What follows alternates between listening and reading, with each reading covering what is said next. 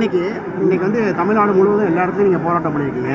ஆனால் உங்கள் தலைவர் எந்த இடத்துலையும் போராட்டம் பண்ணலை. இப்போ எல்லா கட்சிகளும் தலைவர் முன்னிலையில் தான் போராட்டம் நடக்கும். அவங்க ஒரு இடத்துல பண்ணியிருக்கலான்ற இது இருக்குல்ல. ஆமாண்ணா, அவருடைய போராட்ட வடிவம் என்பது நேற்று அவர் ஒரே ஒரு 10 நிமிட வீடியோ ஒரு பேராசிரியரை போல எளிமையாக பாமரருக்கும் புரியும்படி அவர் போட்ட காணொலியால் தான் இன்னைக்கு என்ன சொல்கிறாங்க, தேர்தல் ஆணையமே சர்வர் கிராஷ்ன்றாங்க. அத்தனை பேர் போய் தேர்தல் ஆணையத்தினுடைய இணையதளத்தை பார்த்துருக்குறாங்க.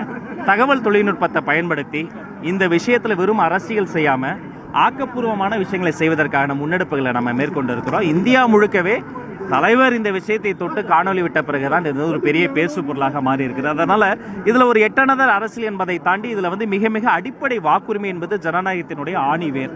அதை பாதுகாப்பதற்காக அவரால் முடிந்த எல்லா விஷயத்தையும் அவர் ஆணைப்படி அவரின் ஆலோசனைப்படி தான் நாங்கள் செஞ்சுக்கிறோம்.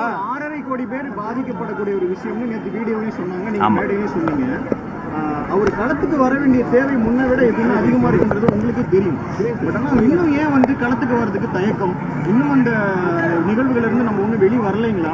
இல்லை இப்படியே இருந்தால் இன்னும் எவ்வளோ நாளைக்கு இது தொடங்கும்? ஏன்னா மக்களோட எதிர்பார்ப்பாகவும் இருக்குல்ல, தொண்டர்களோட எதிர்பார்ப்பாகவும் இருக்குல்ல. இப்போ இங்கே கேட்குறப்ப யார் வராங்கன்னு மக்கள் மத்தியிலும் ஒரு எதிர்பார்ப்பு இருக்குது. அது என்னைக்கு தான் அது உடைப்பீங்க அந்த ஐஸை? ஆனால் அப்படி கிடையாது. எஸ்ஐஆரை வச்சு பீகாரில் ஒரு எலெக்ஷனையும் முடிச்சுட்டாங்க.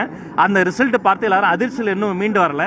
அதை போன்ற ஒரு சூழல் தமிழ்நாட்டில் வந்துடக்கூடாது என்பதற்காக ரொம்ப நுணுக்கமாக கால்குலேட்டிவாக ஒரு ஸ்டெப் எடுத்துகிட்டு இருக்கிறோம். அதில் ஒரு நீட்சி தான் அவர் நேற்று வெளியிட்ட காணொலி. வெறும் காணொலி மட்டும் கிடையாது. இன்னைக்கு தமிழ்நாடு முழுக்க போராட்டம் நடைபெற்று இருக்கிறது. ஒரே நாளில் ஒரே நேரத்தில் இத்தனை தலைவர்கள் இத்தனை பேர் இவ்வளோ நேரத்தில் வந்து நாங்கள் வந்து இதை பேசுபொருளாக மாற்றிருக்கிறோம். அடுத்தடுத்த நாட்களில் நீங்கள் கேட்ட கேள்விக்கான பதிலும் தெரியும். அவர் வரதான் போகிறாரு, பேசதான் போகிறாரு. அந்த ஒவ்வொரு பேச்சும் தமிழ்நாட்டின் தலையெழுத்தை மாற்றப் போகிற மிகவும் காத்திரமான மிக முக்கியமான பல விஷயங்களை அவர் எக்ஸ்போஸ் பண்ண போகிறார். விஜய் வருவாரு, வந்து நின்று பேசுவாரு, நின்று ஜெயிப்பாரு. அதை நீங்க பார்க்கத்தானே போறீங்க.